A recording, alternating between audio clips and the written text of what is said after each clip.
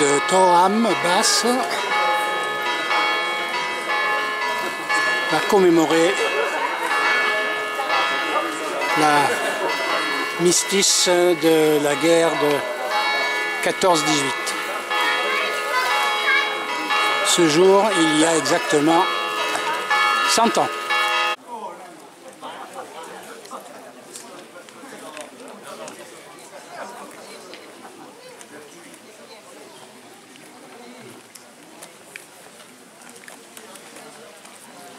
Voilà, la cérémonie va commencer. Porte-drapeau, les deux enfants portant, les deux ados portant la gerbe et monsieur le maire.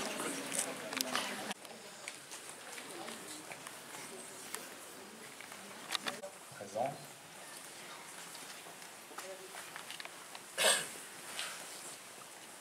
Message du président de la République à l'occasion du centenaire de l'armistice de 1918 pour le 11 novembre 2018. Un siècle.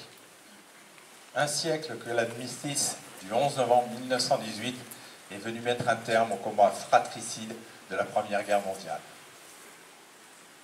À cet affrontement interminable nation contre nation, peuple contre peuple, avec ses tranchées pleines de boue, de sang et de larmes, ces orages de feu et d'acier qui grondaient par tous les temps et déchiraient les ciels les plus calmes. Un grand soupir de soulagement traverse la France. Depuis Compiègne, où l'armistice a été signé à l'aube, il se propage jusqu'au champ de bataille. Enfin, après 4 interminables années de bruit et de fureur, de nuit et de terreur, les armes se taisent sur le front occidental. Enfin, le vacarme funeste des canons laisse place à la clameur allègre qui s'élève de volées de cloches en sonneries de clairons, d'esplanades de grandes villes en places de villages. Partout, on célèbre alors avec fierté la victoire de la France et de ses alliés. Nos poilus ne se sont pas battus pour rien, ils ne sont pas morts en vain. La patrie est sauvée, la paix, enfin, va revenir. Mais partout aussi, on constate le gâchis et on éprouve d'autant plus le deuil. Là, un fils pleure son père. Ici, un père pleure son fils. Là comme ailleurs, une veuve pleure son mari. Et partout, on voit défiler des cortèges de mutilés et de gueules cassées. Françaises, Français, dans chacune de nos villes et dans chacun de nos villages, Françaises et Français de toutes générations et de tous horizons, nous voilà rassemblés en ce 11 novembre, pour commémorer la victoire, mais aussi pour célébrer la paix.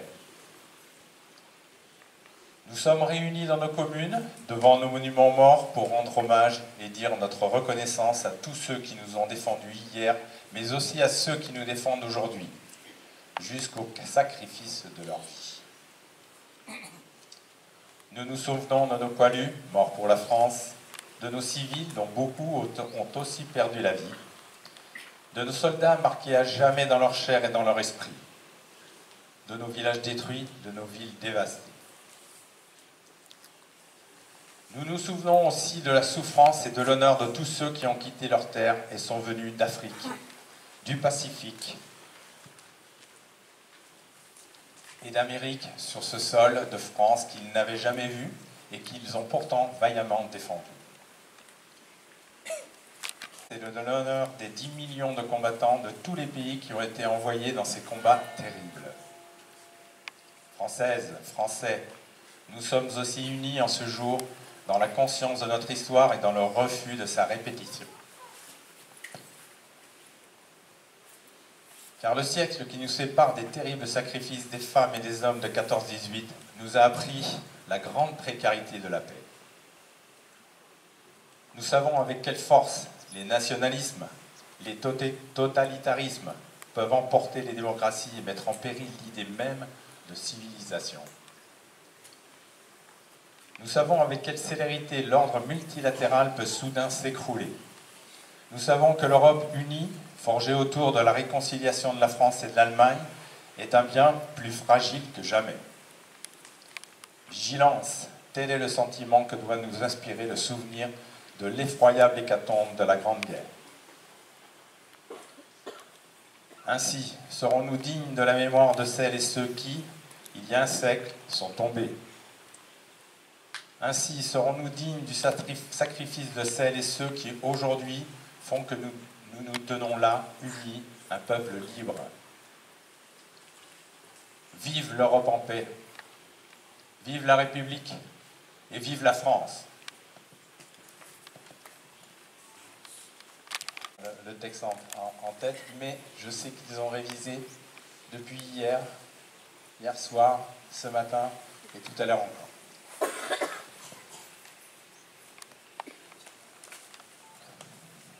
Au moment où s'engage une bataille dont dépend le salut du pays, tous les efforts doivent être employés à attaquer et refouler l'ennemi.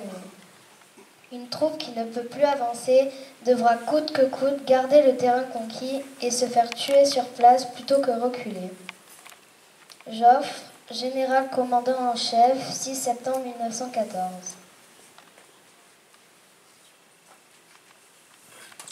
Né à Labatie, fils de Julien Adolphe, ventre et d'Irma Roland. Cultivateur, tué à l'ennemi sur le champ de bataille à 23 ans, le 19 août 1914, à Tagolsheim, au Rhin. Gustave Reboul, né à Château-Garnier, fils de Joseph-Frédéric Reboul et d'Augustine Annie Amick, engagé volontaire en 1911, disparu à 25 ans le 23 août 1914 à Crevic. Meurthe et Moselle. Émile Chauvin, né à Labatie, fils de Lucien Jean-Baptiste Chauvin et de Nathalie Coulet. Cultivateur, berger, tué à 22 ans par un éclat d'obus le 26 août 1914 au bois d'Anglement, Vosges. Ernest Arnaud, né à Thorambas, fils de Lucien Pascal Arnaud et de Pauline Boyer. Berger disparu à 26 ans le 27 août 1914 près de Stenay. Meuse. Albert Logier, né à Thorambas, fils d'André Logier et de Pélagie Guin. Cultivateur, disparu à 22 ans le 28 août 1914 au bois d'Anglemont, Vosges.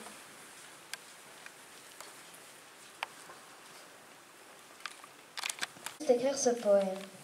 Faites silence, camarades, ne me dérangez pas. Nous partons pour la guerre, la mort est notre destin. Le soleil se couche sur l'horizon, bientôt on me jettera dans une jolie fosse commune.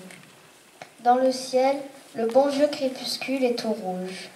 Dans 13 jours, peut-être, je serai mort. Départ pour le front d'Alfred Liechtenstein, écrivain allemand tué dans la Somme le 24 septembre 1914. Basse, fils d'Ambroise Ripert et de Virginie Chius, marié à Apolline Roche, père de Marie-Delphine Pupille de la Nation, représentant de commerce, mort à 28 ans le 8 septembre 1914 à Denou, Meuse. Angelin Eugène Arnaud, né à Thorambas, fils de Auguste Arnaud et de Marie Ronguin, cultivateur, tué à l'ennemi à 28 ans le 11 octobre 1914 près de Saint-Mihiel, Meuse. Lazare Émile Paulet, né à Thorambas, fils d'Eugène Angelin Paulet et Henriette Marie Arnaud, fils de marchand de vin, mort à 26 ans des suites de blessures, le 4 décembre 1914 à l'hôpital auxiliaire anglais de Malo-les-Bains, Nord. Damien Pascal, né à Alos, fils de Adolphe Bruno Pascal et de Florine Gariel, étudiant à Aix-en-Provence, mort à 25 ans en captivité suite de ses blessures, le 24 décembre 1914 à l'hôpital de Westphal, Allemagne. Quand éclate le rire? La vie est un grand champ devant nous, où l'on va courir. Mourir? Allons donc. Lui mourra peut-être, et le voisin, et encore d'autres, mais soi. On ne peut pas mourir soi. Cela ne peut pas se perdre d'un coup, cette jeunesse, cette joie, cette force dont on déborde. On en a vu mourir 10, on en verra tomber 100. Mais que son tour puisse venir d'être un tas bleu dans les champs, on n'y croit pas. Roland d'Orgelès, Les Croix de Bois, 1919. Marius Ventre, né à Thorambas, fils de Jean-Baptiste Ventre et de Marie Arnaud, cultivateur, mort à 21 ans, des suites de maladies contractées en service, bronchopneumonie, le 4 mars 1915, à l'hôpital bénévole de Valréas, Vaucluse. Charles Frédéric Ayot, né à Thorambas, fils de Rosin Élie Ayot et d'Émilie Amic, cultivateur, mort à 28 ans, le 2 avril 1915, à Fliré, Meurthe-et-Moselle. Henri Boyer, né à La Valette, fils de Jean-Baptiste Boyer et de Rosalie Lantelme, de parents agriculteurs, tué au combat à 20 ans, le 15 juin 1915, à Langenfeld-Croff, Alsace. Joseph Roux, né à Château-Garnier, fils de Louis-Antoine Roux et Françoise Cécile Mathieu, berger, mort à 22 ans, le 26 juin 1915, par asphyxie provoquée par l'éboulement de la tranchée au nord de Fliré, Meurthe-et-Moselle. Gratien XVI, né à Château-Garnier, fils de Jean XVI et Rose Monge, profession inconnue, tué à 33 ans, sur le champ de bataille, le 20 août 1915, près d'Avaucourt, Meuse. Jean-Joseph Arnaud, né à Thorambas, fils d'André Arnaud et de Béatrice Marie Gravier, marié à Madeleine Driveau, commis de magasin, mort à 46 ans par accident ferroviaire le 21 août 1915, à Varangeville, Meurthe-et-Moselle. Ferdinand Bonnet, né à Château-Garnier, fils d'André Charles Bonnet et de Charlotte Clotilde Pain, marié à Valérie Marie, père de Clara et Marcel, pupille de la nation, maçon, tué à 35 ans par l'explosion d'une mine le 4 septembre 1915 à Fontaine-les-Chapis, Somme.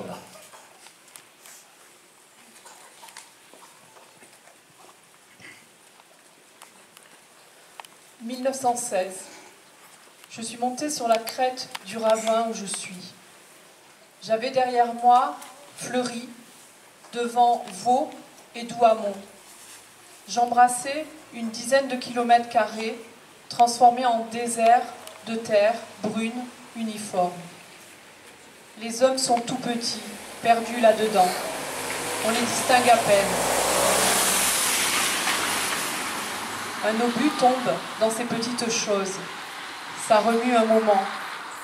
On emporte les blessés, on laisse les morts. Ça n'a pas plus d'importance que des fourmis. On n'est pas plus gros que des fourmis là-dedans. C'est l'artillerie qui domine tout. Formidable, intelligente, frappant partout, désespérante par sa régularité.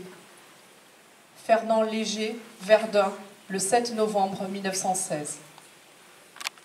Né à Thorambas, fils de Adrien Liotto et Alexandrine Roux, tailleur, tué à 34 ans le 21 février 1916 au combat de la Chapelotte, Meurthe-et-Moselle. Thorambas, fils d'Abraham Andron et de Sabine Signoret, activité inconnue. Mort à 33 ans de péritonite tuberculeuse. Le 4 juin 1916 à l'hôpital de Saint-Malo-les-Bains dans le Nord. César Arnaud, né à Thorame-Basse, fils de Lucien Pascal Arnaud et de Pauline Boyer, berger, mort à 22 ans de phtisie pulmonaire. Le 18 juin 1916 à l'hôpital de Villers-Cotterêts dans l'Aisne. Jean Pascal, né à Alos, fils d'Adolphe Bruno Pascal et de Fleurine Gariel, vicaire au Mai, mort à 43 ans des suites de maladies contractées au service des blessés. Le 24 juin 1916 à l'hôpital d'évacuation de Noisy-le-Sec dans la Seine. Benoît Chélan, né à la Bâtie, fils de François Chélan et de Sidonie Victorine Ventre, cultivateur, disparu à 21 ans le 3 novembre 1916 à la tranchée de Reuss, bataille de la Somme. Dans une odeur de soufre, de poudre noire, d'étoffe brûlée, de terre calcinée, meuglement, rugissement, grondement farouche et étrange, miaulement de chat, long ululement pénétrant. Une extraordinaire tempête de choses. Voici, fusée, se balancer sur la zone bombardée, un lourd paquet de ouates vertes qui se délaient en tous sens.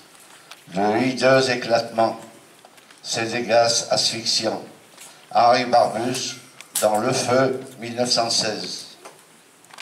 Né à la Bâtie, fils d'Antoine Baptistin Bonnet et d'Eugénie Chauvin, cultivateur, disparu à 26 ans le 17 mars 1917 à l'Escorette, Serbie.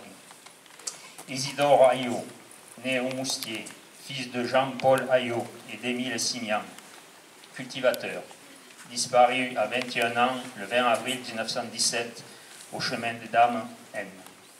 Édouard Chauvin, né à la Bâtie, fils de Jean Chauvin et de Pauline Vial, agriculteur, tué à 37 ans par un éclat d'obus le 10 août 1917 en Vendresse, chemin des Dames, N. Alphonse Vial, né à la Bâtie, fils de Jean Vial et d'Eudoxie Vial, berger, mort à 40 ans de blessures et d'intoxication au gaz, le 20 octobre 1917 à l'hôpital complémentaire numéro 19 de Toul, Meurthe-et-Moselle.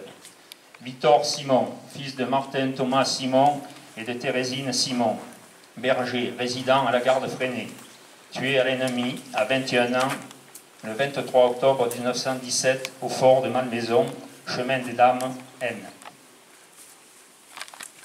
Pitié pour nos soldats qui sont morts. Pitié pour nous, vivants, qui étions auprès d'eux. Pour nous qui nous battrons demain, nous qui mourrons, nous qui souffrirons dans nos chairs mutilées. Pitié pour nous, forçats de guerre, qui n'avions pas voulu cela. Pour nous tous qui étions des hommes, et qui désespéreront de jamais le redevenir.